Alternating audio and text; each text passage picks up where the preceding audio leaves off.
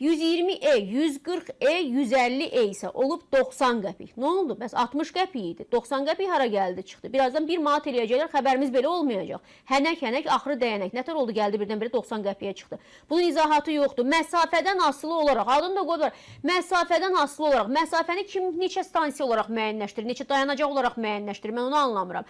Bunun bir sabit, stabil qiyməti olmalı deyilmi? Biri ürəyi istəyir 5 gündür ki, qərar verilib ayın 1-dən, oktyabrın 1-dən tətbiq olunması. Bəzi işbazlar, sahibkarların artıq ürəyi istəyib şənbə günündən tətbiq ediblər. Bunların ayrı dünyası var, bunların ayrı konstitusiyası var, bunların ayrı, nə bilim, dəftər kitabı var. Nə haqla? Yiyəsizlikdir bala.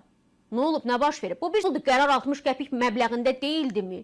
Necə oldu birdən-birə 30 qəpik artdı? Mən onu anlamıram. Ya bunun adını bir dəfəlik qoyun ki, 90 qəpik eləyirik və yaxud da 1 manat eləyirik. Hamı da bilsin, dərdini, azarını, nə bilim, xərcini, borcunu, uşağını məktəbə göndərən var, işə gedən var, gündə 4 dəfə avtobusa minən var. Yaxşı, bunlar nə etsinlər? Bunlar nə etsinlər? Bunların büdcəsinə, ailə büdcəsinə nə qədər təsir göstərir, bunu anlamırsınızmı? Necə tənzimləyin də? Cəmaatın bir məlumatı olsun da. Bəlkə cəmaatın kartında heç o qədər pul yoxdur. Nə edəcəksiniz? Nə hala qoyacaqsınız? Bunu bir öncədən bir dəqiqləşdirin, insanlar desinlər, bilsinlər ki, nədir? Yenə də deyirəm, uşağını məktəbə göndərən var, hazırlığa göndərən var. Bu marşrutdan gündə 5 dəfə, 6 dəfə istifadə eləyən var. Qiyməti öz başınıza minimum 60 qəpik nə deməkdir? Yaxşı, bunun maksimumu nə qədərdir? Bunu da bizə müəyyənləşdirin deyin də. Axı, burada öz fəaliyyətinə məşğul olanlar var. Birini dedim. 4 gündür ki, özü üçün orada bazar açan bəzi avtobuslar var. Bazar açıb özü üçün 104 AK. Yəni, mən yaxşı eləyirəm. Mənim üçün deyir, o sizin üçün ölmüş ola bilər, mənim üçün sağdır. Həmin söhbətdir. Sizin üçün oktyabrın 1-i gəlməyib, amma mənim üçün gəlib. Mən 4 gündür ki, avtobusun qiymətini eləyirəm 60 qəpik. Niyə? Nədir? Öz fəaliyyətdir. Kimsiniz siz? Qanundan artıq qanunsuz siz. Dövlətdən artıq dövlətsiz siz. Sizin üçün heç bir şey olmaya bilər. Amma kasıb üçün onun 10 qəpiyi də, 5 qəpiyi də. Gündə məktəbə 4 dənə uşaq göndərən analar tanıyıram mən. Bunlar nə ilə göndərirlər o uşaqları? Siz o uşaqlara buyur gəl balam keç demirsiniz, hamısı mütləq kartı vurub belə keçirlər. O uşaqların bəs yaxşı gediş haqqı nə olacaq?